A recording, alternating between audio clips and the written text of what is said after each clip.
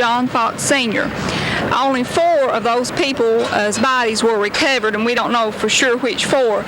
But the thing that enthuses me the most, the headlines of the newspaper said, another calamity strikes the town of Frenchburg, and we don't know what the other calamity was. Oh, that's interesting. What body of water is close by here? Well, Beaver Creek runs through Frenchburg, but 2 rivers are boundary lines of Menifee County. That is Red River and Licking River. And of course, Licking River runs into Cave Run. And then the Wells family, they've always been active in politics here, very prominent in politics in Menifee County. And at one time, 3 first cousins held public office in the courthouse. Yeah, that's interesting. The Wells family, they have always been very prominent in politics in Menifee County. Yeah, so. Okay. Does your county, we're finding in a lot of counties that some groups have gotten together and written books or pulled some information together in each county. Has your county done that? Or I understand that you were a chairperson. 2.5 years ago, a fellow came to Frenchburg inquiring about a historical society or someone that would be interested in a history of Menifee County, and a group was formed, and we called ourselves the Committee for the Publication of the History of Menifee County, and just this past August our books were delivered. We had 400 and sold them all. Okay, great. Is there anything else you'd like to share with us? Okay. Tell us a little bit about the book of the county. How much time was involved in putting it together? Well, this book, we worked on about 2.5 years. Each family in the county, anyone that had roots in Menifee County or that lived here now or that had any connection to Menifee County whatsoever, was invited to write their own family story. And then a professional historian from West Virginia was hired to write the history part of the county. And I chaired the committee that overseen this book. I accepted all the orders and the stories, and I done a lot of proofreading with the help of some other people. And we had 400 copies, and they're all sold. And I'm really proud to be a part of the History of Menifee County book. Okay, great. Okay. Could you tell us a little bit about the new special interest or project that you're on now? Well, there's a one-room school located a mile and a fourth south of Frenchburg, and or north of Frenchburg, and it's the Rowell School. It's the only one-room school standing in in Menifee County in its original structure. By that I mean one that's not been converted into a private home or a stripping room or storage or something like that. And the school, Rowell School, was named in honor of my great-grandfather, Roe Wells, and his wife, George Ann, was the first teacher that ever taught at that particular location, and that was about 1880. And I do hope that we can, I'm going to apply for a grant, but I do hope that we can restore that building and have it as a natural setting of a one-room school like it was probably 100 years ago. Okay, great. Thank you, and good luck with the project. Yeah, thank you. Thank you. Of Richard Menifee. West Liberty, county seat of Morgan County. Morgan County population, 12,049. Area square miles, 382.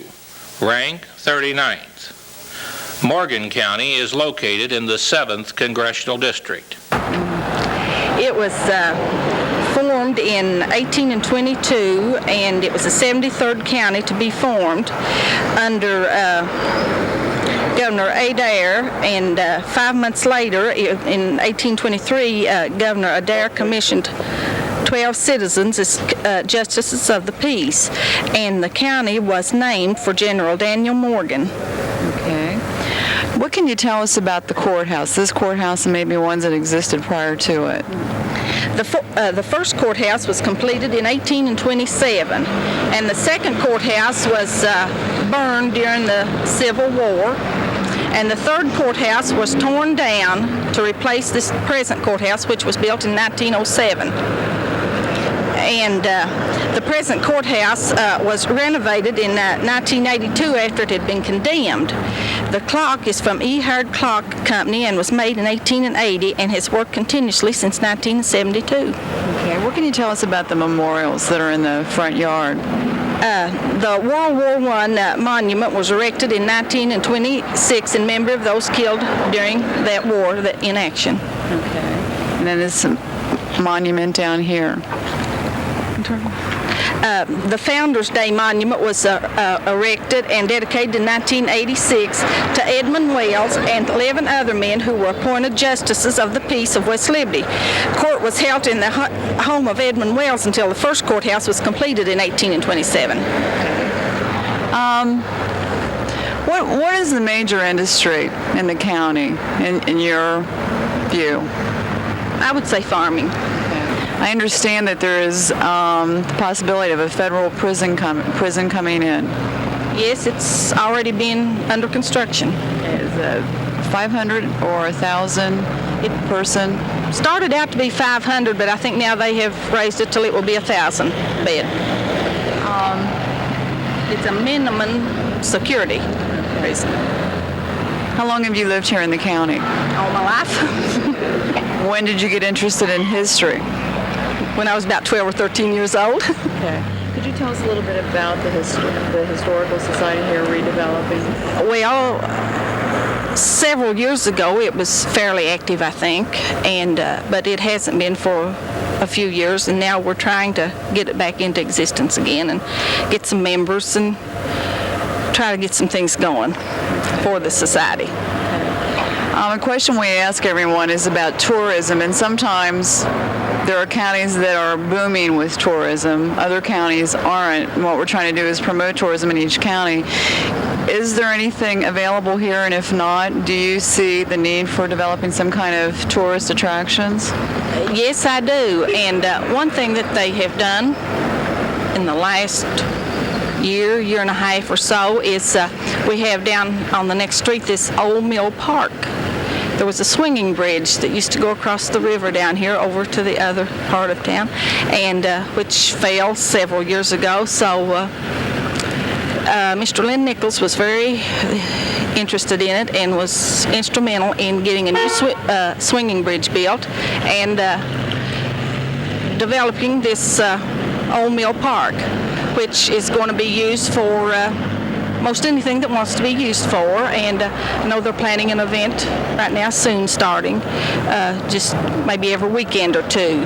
I mean, they're going to have, like, the bands are going to participate, and they have walking trails, and it's just a real nice thing that has come in, I think, for our county. Okay. And I mean, it's just people here in the county that's interested in town, that's interested in it and doing it.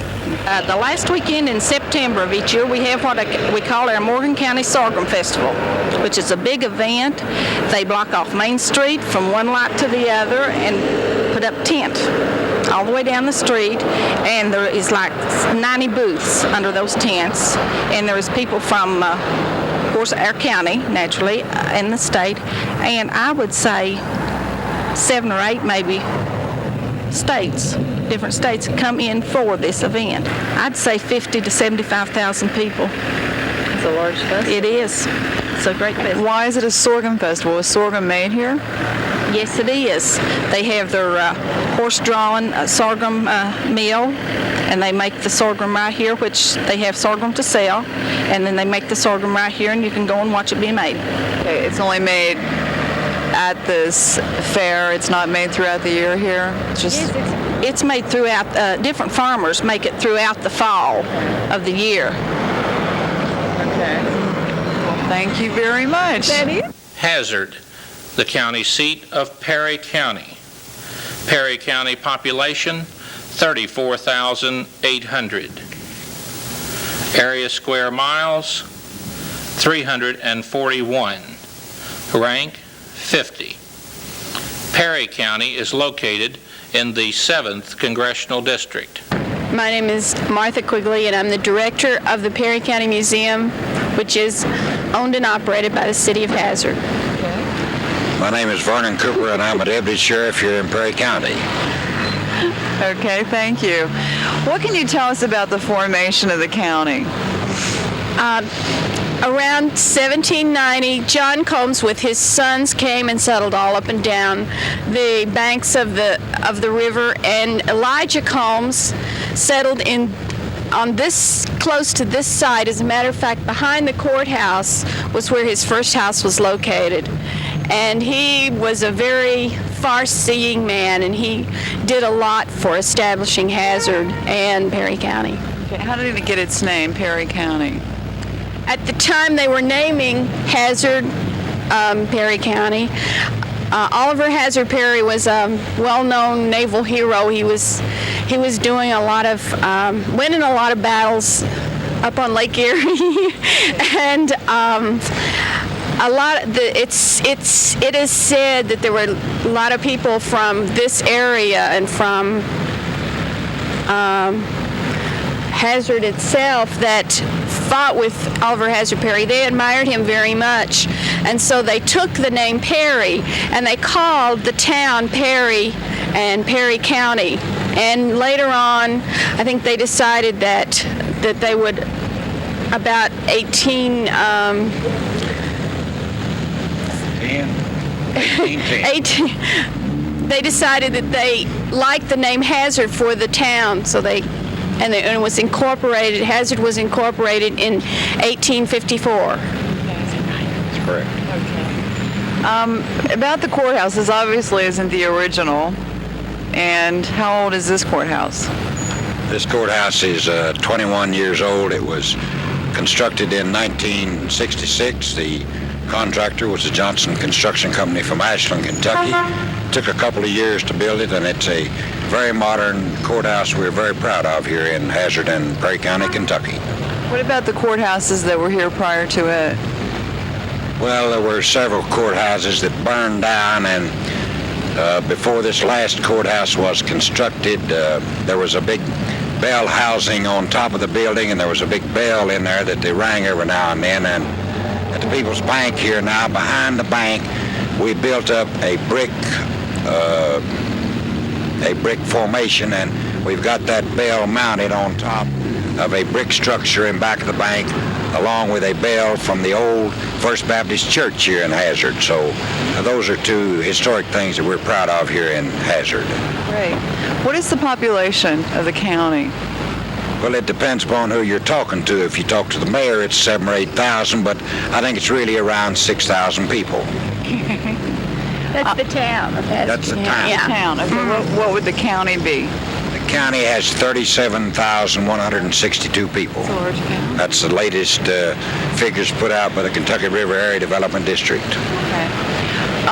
What is the major industries going for you here in the county? And is there a need for additional industry?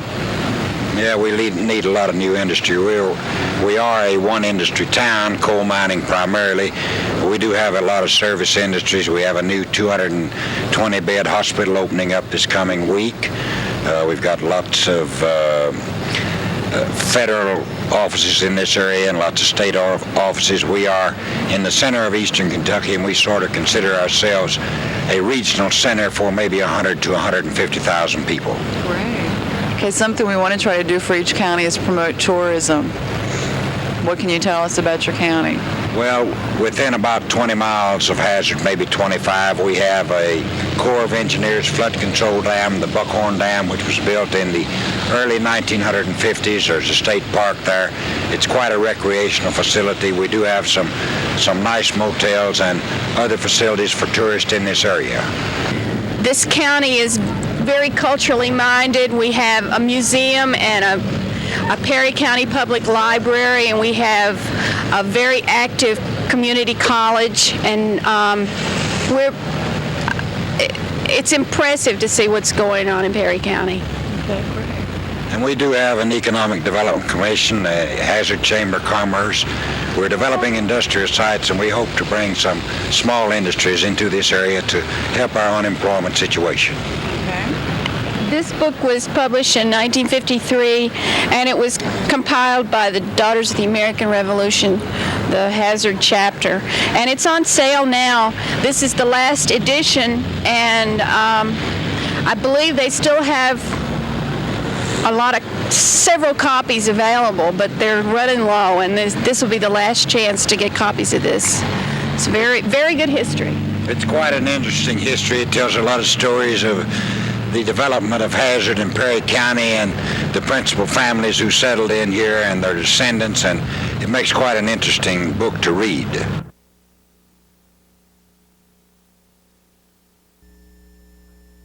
Pikeville, county seat of Pike County.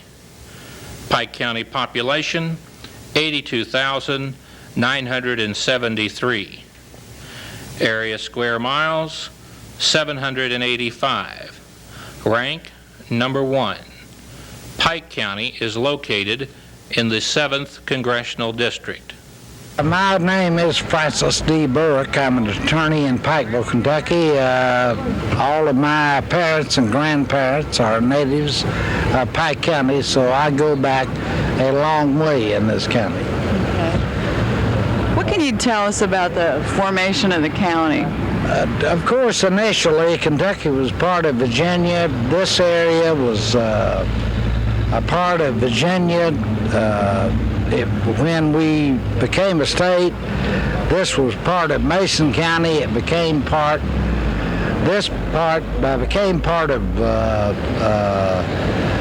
Floyd County, and then in about 1822, or late 1821, we became a separate county.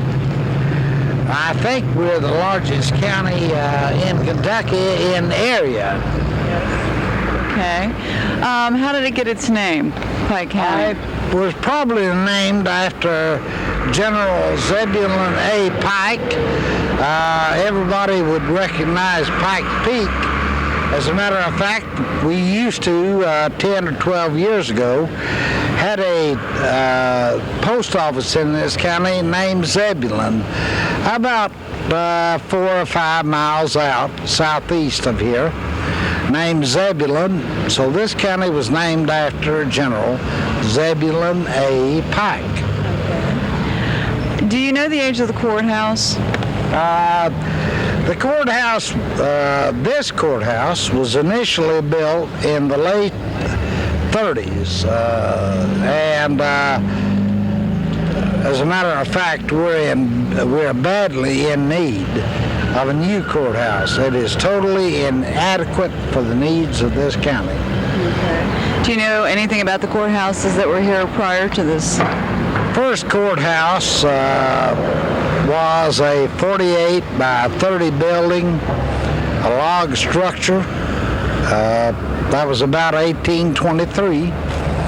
And from that we've grown to this courthouse, and as many counties and areas demand, we need a larger and more adequate building. Do you know what the population of the county is? The last I've heard, the population was about 95,000. Of course, that was the population in 1980, and we've had the studies that show we've gone down a little, and some say up a little. But I would say, if I had to guess, I would say about 90,000. Okay. What's the major industry in this county for those who don't know? Well, it has to be coal mining and associated industries. In fact, that's our biggest problem, not only in this county, but in all of southeastern Kentucky. We're trying to promote tourism for each county. What would you suggest people coming here to see? Kentucky and Virginia have the only interstate park in the entire United States. It is located along the boundary of Kentucky and Virginia, shortly east of Elkhorn City, which lies at the exterior eastern boundary of this county. Of course, that facility is at its best in the fall and the spring, because it really shows the greatest potential of color in the fall and the greening of the mountains. These mountains can be very bleak and dark and forbidding in the winter. But when the hills and their colors burst forth, it is a spectacular sight. But even more spectacular is that happens in the fall at the coloring of the leaves. Okay. We are the largest coal-producing county in the United States. We are economically depressed, as is the coal industry at large. I have nothing to offer for Pike County other than our scenic beauty, a breed of people that are tough. We come from a Scotch-Irish ancestry. We have beautiful scenery and coal, and I guess that's the bottom line. Could you introduce yourself?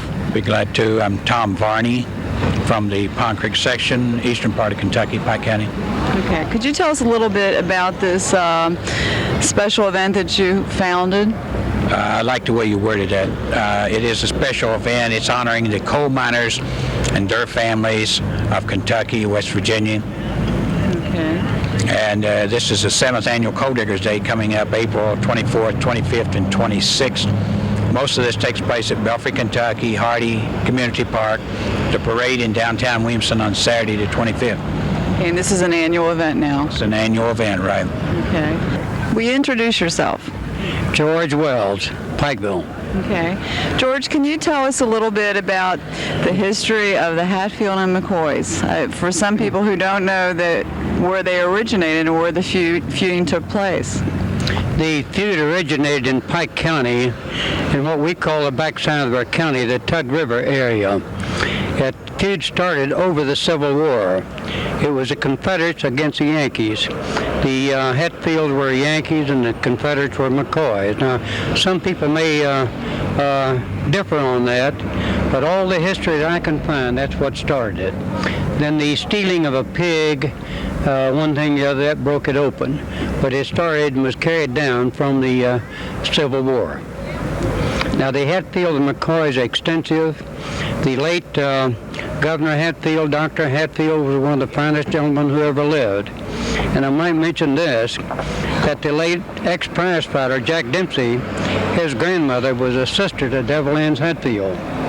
We have a gentleman just over in the country who runs a furniture store over here, Paul McCoy, and he's the grandson of Randall McCoy, the head of the McCoy clan. All good people, and as soon as they said the feud was over, it was over. There was no bickering, no fighting after that. Great. What can you tell us? Can you tell us a little bit about the Hillbilly Days, the dates of it, and does it run annually? Hillbilly Days is an annual affair. Ordinarily it comes on the third weekend in April. This year we set it up a week because of Easter. We did not want it to conflict because a lot of people would like to be back home and go to church. And we believe in it, attending the church of your choice. That is the number one requisite in our order. We believe in it. Now, the Hillbilly Days is 11 years old. It was founded by two local people here. Howard Stratton primarily headed it up, and Grady Kinney. And the money goes for our Shrine Crippled Children Hospitals. Every dime that we make, not that we take in, but every dime we make goes to the hospitals. I'm a firm believer in this. I'm a board member, have been for years. And in the month of February, for instance, we had 17 active patients from Pike County down to Lexington at the patients at the Shrine Crippled Children Hospital. We own 19 orthopedic hospitals and 3 burns institutes. As a fellow Shriner and Mason, I'm very proud to have been here for Hillbilly Day this time, and I appreciate the work that you all do for the crippled children. And I know that this event draws in a lot of money and draws in a lot of people here to Pike County and Pikeville. And we were proud to be here, be a part of it with you. Well, thank you. We're glad to have you, and I might say this. The hotels are already filled for next year, unless we can come with, people want to come back. We got people been coming 10, 11 years. And we had over 20 states represented, plus Canada was here. Fantastic. You name it almost, and we had them in here. They all believe in one thing, having a good time, do it in the right way, and make money for our hospitals. Stanton, the county seat of Powell County. Powell County population, 11,962. Area square miles, 180. Rank, 112th. Powell County is located in the 7th Congressional District. Sherry Bowen, and I'm county clerk. Diane Rogers. I'm 4-H agent with the University of Kentucky's Cooperative Extension Service. I'm John Cox, and I'm the county attorney. Okay. How long have you been the county attorney? Since 1958. Okay. We wanted to get some information on the historical background of the county. When was the county formed? The county was formed in 1852. A part of it came from Estill County, part from Clark County, and part from Montgomery County. It was named from Lazarus Powell, a Southerner who was in the Civil War and in the U.S. Senate about the time the county was formed. Okay. What about the courthouse? We know that this is not the original courthouse, but how old is this courthouse, or what year was it erected in, and a little bit about the old courthouse? This courthouse was built in 1978. The original courthouse was burned in 1863 and rebuilt in 1864, and it was used until this previous courthouse was built in 1978. Okay. Tell us a little bit about the furnace here in the county. One of the most profitable early industries was mining the iron ore, and there's a large furnace called Cottage Furnace in Powell County and in the surrounding areas, and a lot of the iron was mined in this area and shipped to other areas for use in metal making. Okay. Probably the major industry. We have some small industries here, Continental Metal and some others, but I would say that the basic employment in this county is still probably agriculture, and has been, of course, through the years. Since I have resided here in Powell County, since June of 1948, that has been the case. We have a brick plant, and as I said, Continental Metals. We have a small company that makes clothing. But basically our people, those who are employed, work away in Winchester, Lexington, and many of those have family farms that they farm in their spare time. We also have quite a few full-time farmers who do nothing else. We have the Natural Bridge State Park, and that is a big tourist attraction. We get, several people coming from different states that enjoy that. There's hike trails and a lot of rocks, huge rocks and things that people like that they're not used to, that they come here for. But and then we have the Chimney Rock that people come in to see. The Red River Gorge, which is partly in our county, is a great tourist attraction. Practically the year round now, it seems that people stay up there most all year. When they started, it was mostly just in the summer. An interesting fact about the furnace that was related about a while ago is that also during the Civil War, those furnaces made cannonballs, which were used during the Civil War. In fact, during that period of time, that was their main function. Of course, they were made out of the iron that was mined there. Of course, we have marriage license. We do all the recording of the deeds and the mortgages when people borrow money. And of course, you come to register to vote there. We file veterans' discharges. Taxes, we collect delinquent property taxes, and we do a great variety of things. I work for the College of Agriculture with the University of Kentucky's Cooperative Extension Service, and we provide several services here in the county. There's a home economist, Jan Miller, who provides services to homemakers clubs and special interest home economics type skills.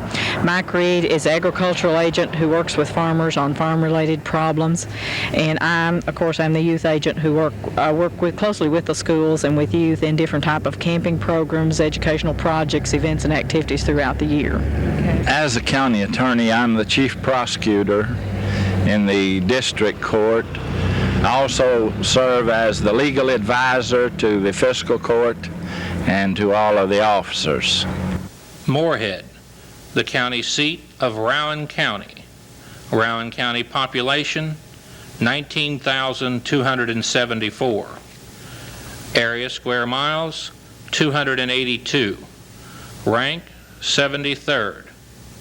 Rowan County is located in the 7th Congressional District. Okay, we're standing across the street from the Rowan County Courthouse, which is not in use at this time. They have a new courthouse. The county seat is Moorhead, Kentucky. To my left, we have Professor George Young. Professor, what can you tell us about the formation of Rowan County? Rowan County was formed by a legislative act passed by our General Assembly in Frankfort in 1856. And in the same year that the county was created, mainly out of Fleming County, the town of Moorhead was started. But it did not become a city with a separate city government from the county government until 1869. So the town and the county have been here since 1856, and the city was given its own government in 1869, separate from the county. Okay. How did it get the name Rowan? The county was named for Judge John Rowan. He's the master of my old Kentucky home. It's quite a thrill to take this tourist course, which I teach every semester, every regular semester. And on trip 1 to Bardstown and Hodgenville, we make for our first stop to unload on trip 1 at Bardstown. And our first stop there is at John Rowan's home, my old Kentucky home. And it's a thrill for these kids to know that he's the builder of that home. Many know it and many do not when they go there to learn about that. Judge John Rowan was a great jurist. He was a lawyer. He reached his peak, I guess, in being a lawyer there in Louisville and being on the State Court of Appeals, which was the highest court of Kentucky at the time that he served as a judge on the Court of Appeals. Judge John Rowan. Okay, thank you. What can you tell us about the courthouse? This courthouse and the new one up the street? This courthouse is about the third, I believe, courthouse that we've had on these grounds. This present one, the third one, was built in 1899, and it is still standing over here. But it hasn't been used for a courthouse for several years. When I came here on April the 7th, 1932 to start teaching, it had a slight third floor tower to it that made it more of a Romanesque type of architecture. But the tower was removed several years ago, even before the courthouse was moved down the street. So it was a courthouse, and it still is, but only a courthouse, not in use as a courthouse. Okay. Did they basically grow out of this courthouse? That's right. They grew out of it. They grew out of it, and they went down here and didn't build a place, but they found a big warehouse that they changed into a courthouse. It's a very elaborate place too. Very nice. Right. Do you know what the population of the county is? The population now is around 8,000. When I came, it had about 1,500 in it in 1932. And I'm the only person alive that is still drawing a check. That I came here in 1932, and I've been here ever since, and I'm still drawing a check, but I retired full-time in May of 1979, but I still teach 1 or 2 courses. And my pet course is the course on wheels for 3 credits. Okay, where do you teach? I know where you I teach at Moorhead State University. Okay. Yes. But I don't teach up on the campus any longer. I teach out in the state.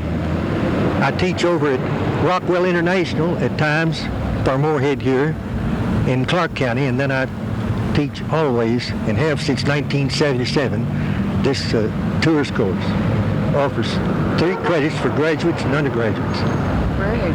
Okay, what do you think the major industries are in this county?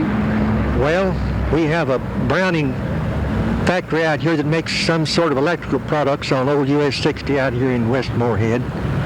And then we have a lot of lumber camps controlled by different white companies. Their last names are Whites. They're cousins, and they own a lot of lumber works out here, Whites and Wells's. Lumbering, and this electrical plant out here, this Emerson electric plant, are about the only heavy industries we have here. Of course, the biggest industry, of course, is the MSU. When I first came, it was probably Lee Clay Products out here that made sewer tile, that was transformed from a lumber yard into making sewer tile and things. But it ran out of operation several years ago. So gradually, Moorhead State University, coming up through the steps to be a university, took its place and is now the biggest hire of any business in the town, Moorhead State University. How many students are enrolled there? There are now about 5,500 or more. Okay. We've had a drop in enrollment recently, but we're coming back under able people. One of the greatest things right here locally in the town would be the Cora Wilson Stewart Moonlight School. There was a woman who lived here, even though she died and was buried, I believe, in North or South Carolina. She was born and lived here, and around 1911, as a superintendent of public instruction, she created what was called the Moonlight School System to train people who hadn't gone to school at the regular age to go to school, in their teens, and older, to learn how to read and write. So they went to school at these public one-room schoolhouses out in the county at night. The older people did, to learn to read and write. That became an international venture. And Mrs. Cora Wilson Stewart was the one that's the mother of the Moonlight School idea. This MSU has taken some of her work and does some of it.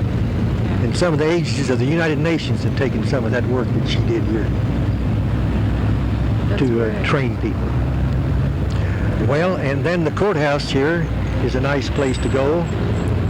Our good friend from Northern Kentucky who served us up there as president of Northern Kentucky University has been serving as the acting president here at Moorhead. And he'll be here until the 1st of July. Dr. A.D. Albright. And also you have a couple of very distinguished gentlemen on your board of trustees here. I believe former Governor Louis B. Nunn and former Governor Ed Breathitt have been working with the college. And Governor Nunn is the chairman of the board right now, and Governor Breathitt is a member of the board.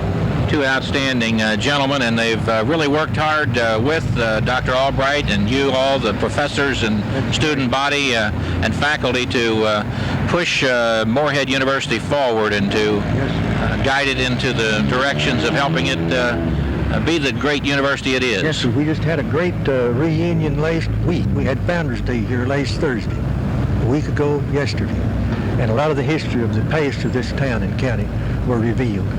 And we had 4 presidents here, 3 ex-ones, and the present president. Fantastic. It's nice to be here with you. Thank you, sir. Campton, the county seat of Wolfe County. Wolfe County population, 7,079. Area square miles, 223. Rank, 94th. Wolfe County is located in the 7th Congressional District. We're standing across the street from the Wolfe County Courthouse. County seat is Campton, Kentucky. To my right, we have Gina Neff, who is a young local historian. Gina, where do you go to school? Wolfe County High School. Okay, and what year are you in? Junior. Okay. What can you tell us about the formation of the county? The county was formed in 1860 and named after Nathaniel Wolfe, a Louisville lawyer. He was served as Commonwealth Attorney for Jefferson County for 13 years. It was the 110th county formed from parts of Breathitt, Morgan, and Magoffin counties. Okay.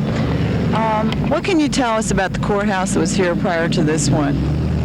The courthouse burned in 1912 and burnt a lot of the old county records, and that's a hindrance in finding local things about families and other records. The courthouse now was built about in 1913, and renovations were made in 1979. Okay. What else can you tell us? Can you get us any other information historically related to Wolfe County? One of the major historical attractions of the county is Swango Springs. Swango Springs were discovered.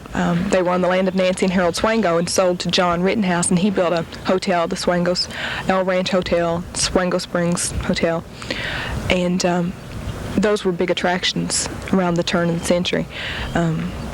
Those were in Hazel Green, near Hazel Green, and now the town has dwindled because of lack of interest. Okay. What is the population of the county? The county is about 7,500 people, population of the county. What does the county have to offer in terms of tourism? Well, the Red River Gorge around Sky Bridge, Rock Bridge, other campsites, things of that nature. Okay, what is Sky Bridge? Oh, it's rock formation, rock bridge, formed by water, freestanding. Okay. Does this come naturally to you to be interested in local history? Yes, and then there's a lot of interest around the county about history, and the video club, the Wolfe County Video Club, is doing a history of Wolfe County, hopefully to be shown on KET. Okay, and I understand that you've written a paper on Wolfe County yourself? Right. Papers and speeches. Okay. In Campton, there's a small factory, employs 250 people, Campton Electronics, and they make computer peripherals. And now there's going to be a satellite plant from the Toyota company coming into Haleachua. It's a tri-county cooperation that bought the land. It's Wolfe, Morgan, and Magoffin counties. Okay. Is farming, agriculture still a major industry? Agriculture is a major industry, yes. Okay. How many kids are in your class? About 60. The whole school is about 350. Real small school. That is very small. Yeah, and that's the county school. The ground where the courthouse is built now is supposedly the campsite of John Swift, and John Swift's silver mine is rumored to be about half a day horseback from here. He would come to the courthouse, to the site where the courthouse is now, the campground, and there was a woman in town who would fix some biscuits, and he would head out on horseback to a silver mine. Hazel Green Academy in Hazel Green was a private, church-supported academy school, high school, and it was for 102 years, it served the people of Hazel Green in this area. What are the major routes into Campton? The Burt T. Combs Parkway. Burt T. Combs, of course, being a former governor from this area. 4-lane parkway. Okay. I'm Bob Rukoff. I fell in love with an area in Kentucky many, many years ago. Went there just on a little visit to Natural Bridge State Park, only to find that it was one absolutely beautiful area combining the Natural Bridge State Park and the Red River Gorge in Kentucky. I think most people don't realize that in the 5-mile square area there are over 100 natural arches, which are probably the largest accumulations of natural arches in the United States. They're not quite as big as the ones that you'll find out in Utah, but there's plenty of them, and there are several different varieties of them to make the place an absolutely fascinating place. Plus the fact that the upper gorge of the river is one of the most absolutely beautiful areas with large slump blocks that have gathered down around the river itself. Geologically, it now, of course, is a National Geologic Area. Some of the most beautiful parts of it are part of the Daniel Boone National Forest. Other parts are owned by the state of Kentucky, particularly the area around Natural Bridge State Park. People have been coming into this area as tourists actually before the turn of the century. Just a little bit north or a little bit south of Natural Bridge, there was a resort town of Torrent. There's no town there anymore, but when the railroad went through there, it's many, many years ago, about before the turn of the century, built originally to lumber the area, they found out that this area of Torrent was an excellent place for people that had hay fever. And they would come up there from particularly Lexington, Cincinnati, Louisville, and so forth, spend time up there. Then later on, of course, the Louisville and National Railroad built a lodge at at Natural Bridge State Park. It was not a state park then. I think the Natural Bridge State Park was the first or second state park in Kentucky. The railroad turned it over to the state, and then the state has been running the lodge there ever since. The old Hemlock Lodge burned down several years ago, and of course they have the new modern facility there. I understand it's the most visited state park almost either one of the two most visited state parks in Kentucky. And if you like arches, you like natural scenery, if you like high sandstone cliffs, a lot of history. We know, for instance, in the big rock shelters, or recess caves as we call them, that the Adena Indians lived there 1,000 years ago. There are stairways that they cut in the sides of walls, and many artifacts have been found in the various parts of the gorge itself. It's a tremendously popular area, but it always fascinates me that how I can go there on, let's say, some of the off seasons of the year and still have it almost entirely to myself.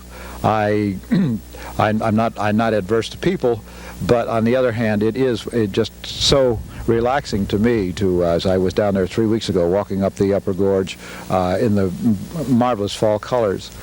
We also, I can't remember offhand, but it is one of the greatest flower garden places in the world for natural, just wildflowers growing. I used to know how many there have been cataloged there, because you have a change of about 600 feet of altitude, and this means that you're going somewhere, and I may be off on this without checking my figures, but somewhere from about, maybe the area almost down to Alabama to almost Canada, as far as the different types of climate conditions that you will run into there. And I found that the almost wilderness capacities, even though the whole area was pretty much logged over in the early part of the 20th century, the second growth timber has really reached great proportions now, and it seems almost like you're in a wilderness again. Of course, we know that Daniel Boone was very, very close to the area. Of course, the Shawnee and other tribes were in here. Place called, I've forgotten the name of it. It's a long name, so I won't embarrass myself to try to say it. But it's an area rich in history, rich in beauty, and most assuredly it's inspired me to write a book about it, which I did, called Kentucky's Land of the Arches, and apparently a lot of people like it because it has sold rather well for the last, 10 or 12 years. I would like to thank the many people who helped make these historic tapes possible. Historians, elected officials, businesses, Store Cable with their equipment, the many other studios across the state, local newspapers, daily newspapers that helped us in this effort. In particular, Miss June Guyman, who traveled some 42,000 miles across the Commonwealth of Kentucky with me, filming these historic tapes. Now we'd like for you to enjoy the history of Kentucky, county by county, as we enjoyed making the history come true for you. Oh, Kentucky, Kentucky County, a place to work and play. Oh, Kentucky, Kentucky County, a place I want to stay. Its far north gate and southern trails came Walker, Boone, and Kenton too. Kentucky, she is calling, a place of history. Oh, Kentucky, Kentucky County, a place to work and play. Oh, Kentucky, Kentucky County, a place I want to stay.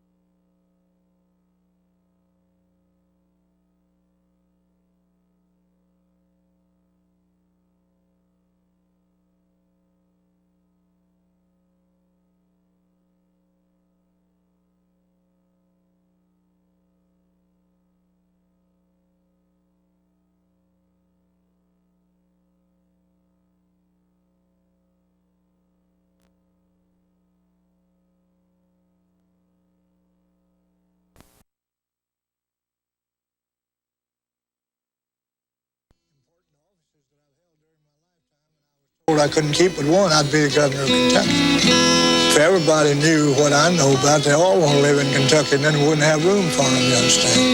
Ah, Lordy. Home ground. Where they said there's a lot of nice people and a few disgruntled soreheads. I'll never forget that either. How do you do, Your Royal Highness? How are you? Good to see you. I'm delighted to see you. So this is like being on home ground That's again. right. That's Good right. luck So to you know your way around. Yes, ma'am. I think so. Welcome to the Capitol. Thank you very much. Very good. Good luck. 60 years ago, Happy made his first trip to this building. He was a small-town lawyer elected to the Kentucky State Senate. The new kid impressed the politicians in the State House. He looked like a winner. We didn't use the word glamour so much in those days, but he had it. There was a kind of new look about him, which is very attractive in politics. He was a new face. He was one that obviously had a lot going for him. Happy quickly graduated from the state senate. In the next election, he was lieutenant governor. The party bosses predicted a bright future if he towed the line. Happy had ideas of his own. A very audacious move that he made once when he caught the governor, Governor Ruby LaFoon, out of the state. LaFoon had gone up to Washington to confer with Democratic leaders there, and as soon as he crossed the state line, Happy became acting governor, became governor of the state under the state law, and he immediately issued a call for a special session to enact a primary law, and the special session met, the primary law was enacted, and went into effect. Happy's primary law deflated the powerful political machine. The bosses lost their smoke-filled convention. The people gained a free and open primary election. And across the state, Happy was lauded as the people's champion. He loves to quote from Shakespeare in explaining his decision to run for governor following the enactment of the primary law. And that, of course, the famous quotation, there's a tide. A tide in the affairs of men, which taken at the flood leads on to fortune, you know. Urged on by hundreds of letters, Happy entered the governor's race. He bypassed the cities and courthouses and took his campaign to the people. He drove to every pig-picking barbecue and square dance in the state. Happy spoke the language of the people. He often finished a fiery speech with a rousing rendition of My Old Kentucky Home. We went to hear him speak, and afterward he sang, and I just thought he was a fascinating man. His personality, everything. he really, and he was a very handsome man when he was young. He had a good voice, too. Oh. He could really sing. In 1935, the people gave Happy a narrow victory over the machine's candidate. He was sworn in as America's youngest governor. Happy ran on a reform platform, and he didn't let the people down. He built roads, schools, and hospitals. He cleaned house in the Capitol and saved $17 million. That was a lot of money in those days. My father told me when I was growing up, if I spent more than I took in, I'd go broke. And I believed him, you understand? No one was more surprised at Happy's success than his father. Joe Chandler was a poor but honest tobacco farmer. Happy's mother deserted the family when Chandler was 4 years old. I was born on a small farm 1 mile north of Cardin, Kentucky, C-Y-Y-D-O-N. I was born on the Diamond Island Road on Bastille Day in 1898. The house of Chandler Bond, it was no rich man's house. Poor as I was. He eat at anybody's house. Did you ever hear him make a talk while he was running for governor? He'd tell him he ate at anybody's house. Anybody. I carried the papers. I was the paper boy. I carried the Sporting News around the streets of Cardin in 1909. And between the times I was waiting for the train to bring my papers, I was catching fly balls and Mr. Bob was hitting them for me.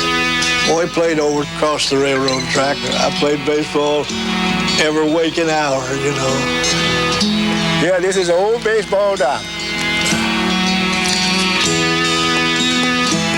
Used to be a barn, sit right back there. When I was a boy, they called me Ty Cobb Chandler. And they asked me, could you hit? I said, that didn't Navy boys for Tycom couldn't hit.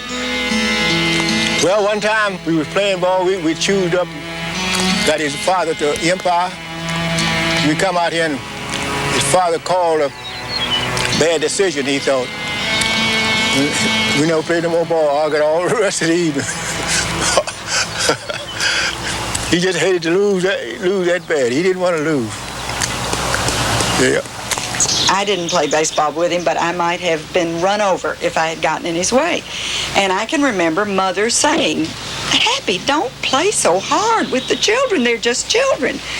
And he would say, well, they can't learn any younger. You've got to get out of the way, or you've got to throw the ball, or whatever. And it was his idea that you just start out right away teaching people that nobody's going to make it easy for you. Happy relied on his own resources when he enrolled in prestigious Transylvania University in 1917. He did not go on scholarships. He worked his way through. As he put it, he appeared on that campus with a red sweater, a smile, and a $5 bill. Nicknames are something that the kids give you. And I say if they'd called me Stinky, I'd have been stuck with it, you know. And in about 17 or 18 on the campus of Transylvania, there's a kid from Lawrenceburg named Hawkins, called out across the campus and said, there goes Happy Chandler. I was probably singing or making some sort of noise, you know. I was full of vinegar. And so he called me Happy Chandler, and it stuck. In 1929, Happy met a pretty school teacher from Virginia. Mildred Watkins was already engaged. Happy soon beat the other fellow out. But no one's marriage is all good time, but the most of it. And the parts that weren't too hot, we met them together. I've heard some of them say they had so much more fun before they were married. Well, you just don't get married for fun and games. It depends on your attitude towards marriage. And I think Happy and I both had the training back of us that when you're married, my mother always taught me you pull in the double harness. And if one of them slacks up, that's throwing a whole lot more too much on the other side. You pull and double harness. Pull your own weight, you know. Dad and Mother met in a production of Little Women. And Dad was the German professor, and Mother was Amy. So right there it tells you that they were headed for show business. They detoured into other endeavors.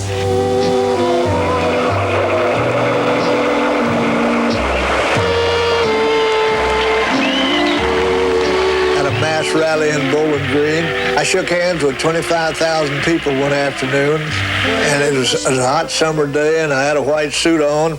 Water was running in my shoes. That's right. And my hand was swollen twice as big from shaking hands. And I had Waterfield with me, who was running for lieutenant governor. He gave out about halfway and retreated, you know. So did I. But I stayed. I was down there in the line, but I quit too. No, But he stayed there long as there was anybody. I used to speak 35, 40 minutes and then shake hands for 2 hours.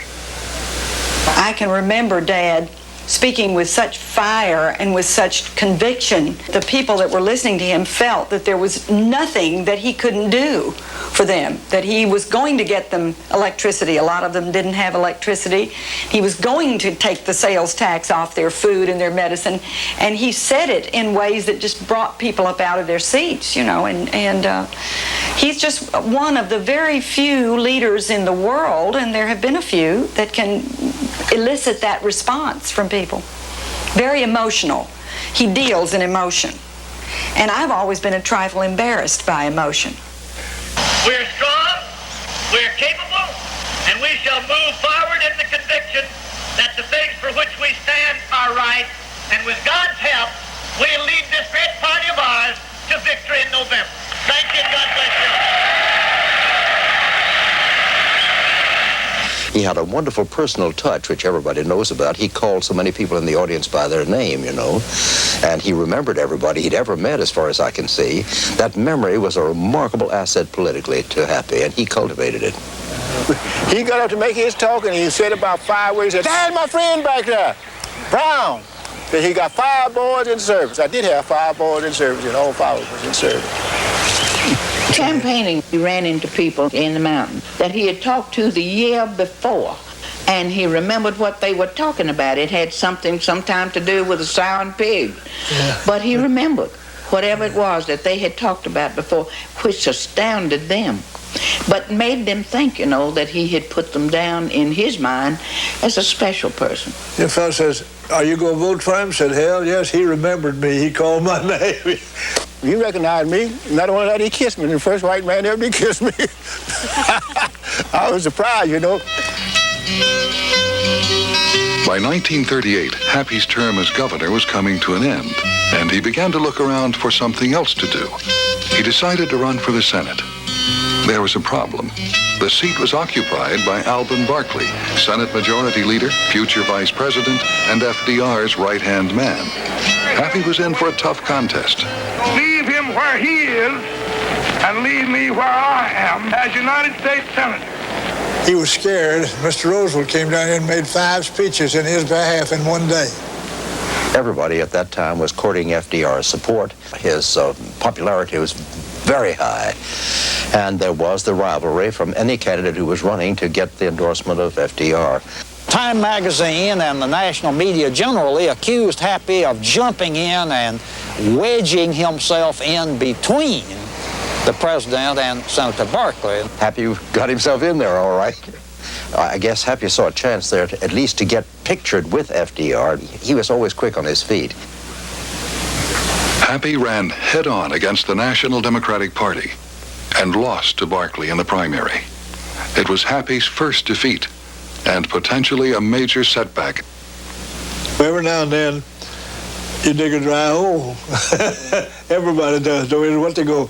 And some of them stay around and cry, you know, and sit down and moan, and that won't do it. That won't make up for it. You got to move your digger and dig someplace else, you know. 7 months later, the junior senator from Kentucky died. Happy was appointed to fill the vacancy and went off to Washington to examine the larger world picture. The last time we were in Jerusalem, Ben Gurion gave me this Bible, and they go from back to front, you know that. I got a picture there of Mahatma Gandhi in India. We were in India during the war. That's his signature on his breeches there, you know. One of the 5 senators designated by the Senate to visit the world battlefronts. They're all dead now but me.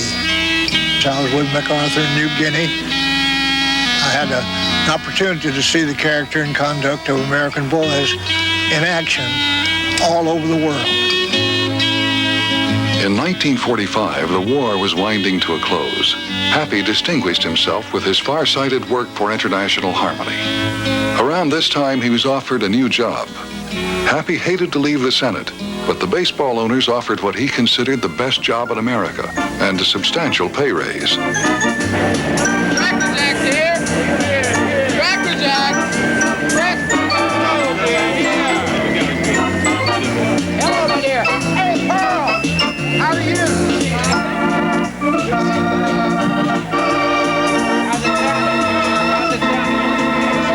Chandler was offered the commissionership because as a senator he supported baseball during the war. Happy's predecessor had been dignified and aloof. Happy was open, accessible, and affable. He loved going to games and mixing with players and fans. Happy's era was marked by post-war growing pains. GIs were returning, players were threatening to strike, the Mexican League was siphoning players, and there was the controversial issue of mixing the all-white boys of summer with black players. My predecessor was Judge Kennesaw Mountain Landis, and he wouldn't let them play. If they were black, they were automatically disqualified. He died in 1944, and just before he died, they asked him again about it, and his answer was, "Everything's been said about this, it's going to be said. The answer is no." In 1946, in a secret meeting, the owners voted 13-1 against mixing the color lines. Happy counted the ballots. The only vote for integration came from Branch Rickey of the Brooklyn Dodgers. Rickey wanted to bring Jackie Robinson to the Dodgers. The owners opposed the idea. If Jackie was to play, Rickey needed the approval and support of the commissioner.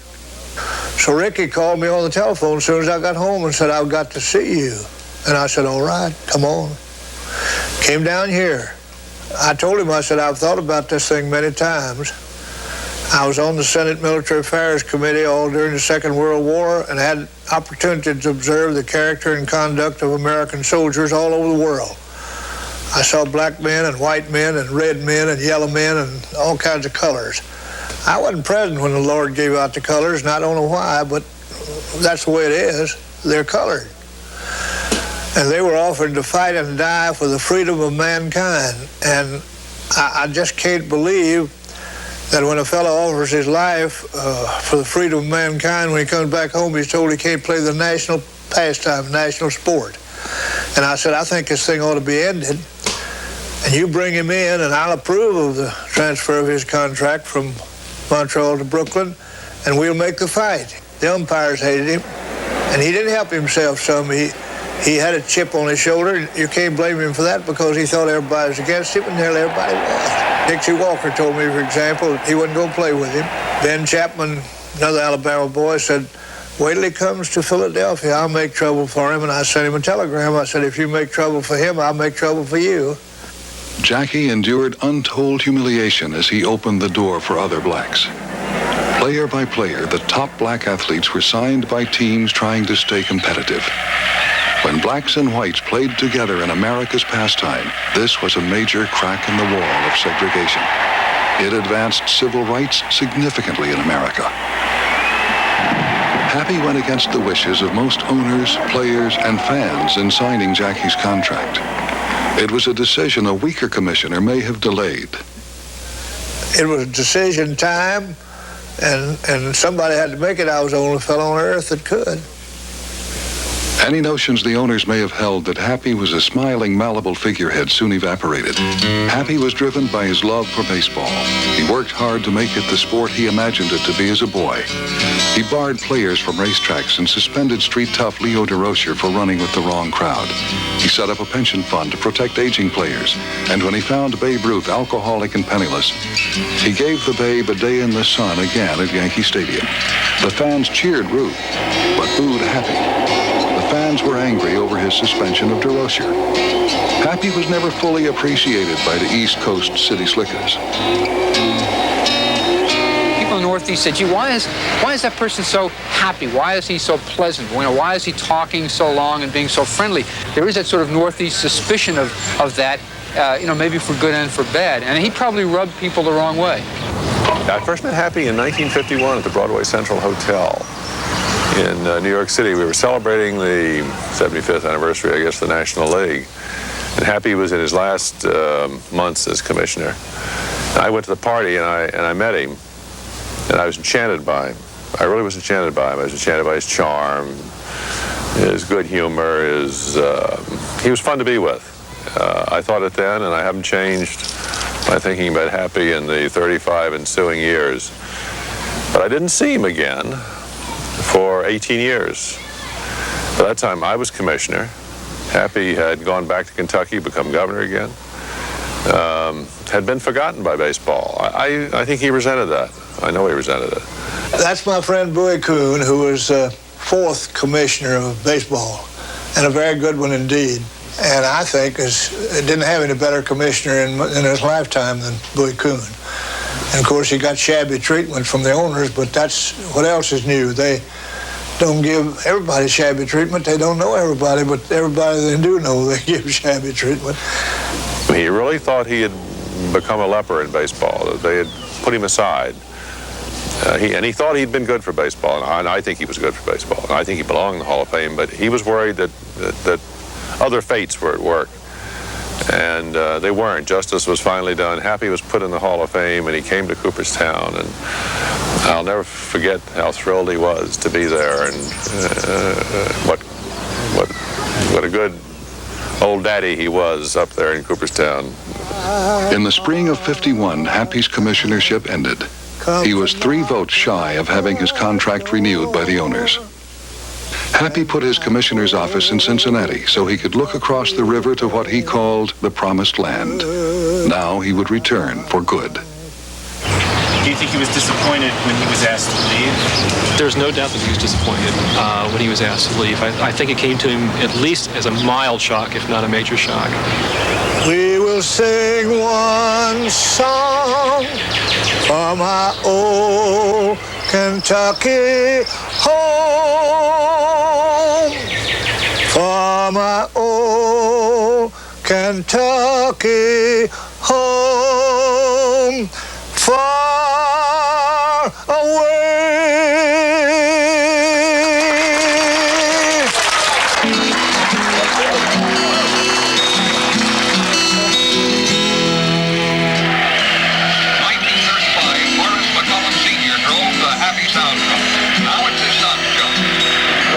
That says, "Welcome home, Happy."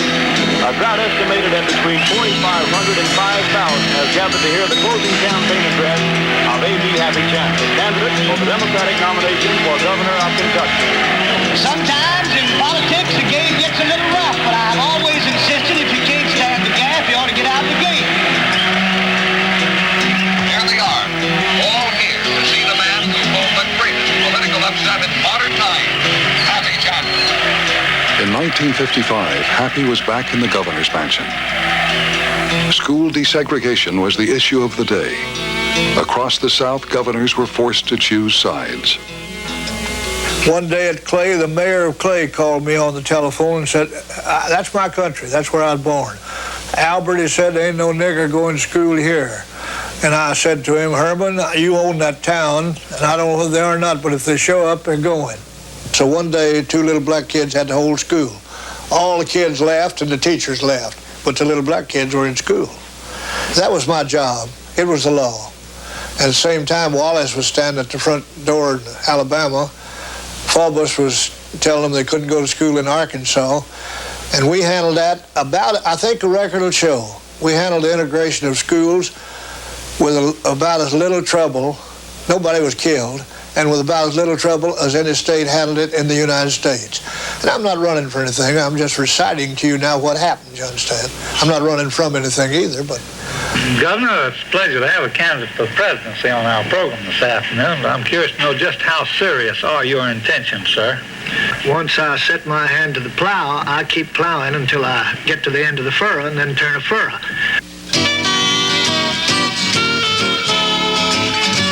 In '56, Happy made a run for the White House. He went off to the Democratic Convention in Chicago, where he received votes in 8 states on the first ballot. The party passed over the old handshaking stump speaker and gave the nod to Urbane Adlai Stevenson. Happy gave it another try in '60.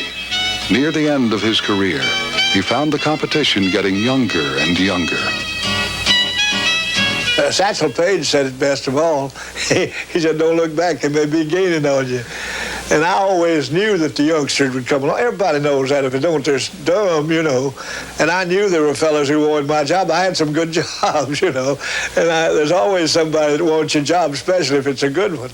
That never dismayed me or never bothered me. It didn't interfere with I just tried to keep ahead of them, you understand. And the record will show that I did it fairly well for a number of years. Unquestionably, the style of appeal had changed. Chandler's greatest appeal was when he was in the flesh and had a great audience around him and could appeal to that audience directly. He had a monumental memory. He was able to ask them about their grandparents and make other personal comments that just made him unbeatable on the stump.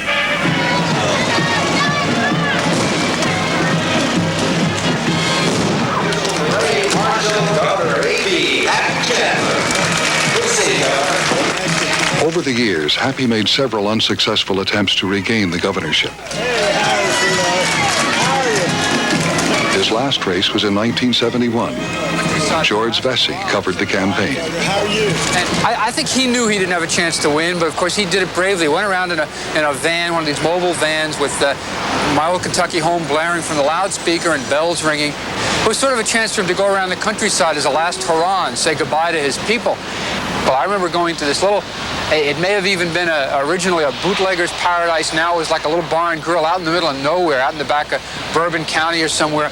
And this little old black lady, must have been about 80 years old, came out of this place, and I don't know if she'd been primed to be there or what, but she like suddenly materialized, and in this great, beautiful voice of hers, she said, "Oh, Governor Chandler, it's so nice to see you again. You were always so good to me." And he said, "Well, Mary, I know you voted for me every time, and you were always here for me, Mary." And it was a great feeling that the two of them had, that they understood each other. They'd been through all these times. I mean, he went back to a time of, they both went back to a time of segregation, and people were generally affectionate of him. I mean, whether they thought he could win or not, they were thanking him for what he had meant to the Commonwealth so many years before. Hey, government thing's sweeter than a baby girl. He didn't send it here.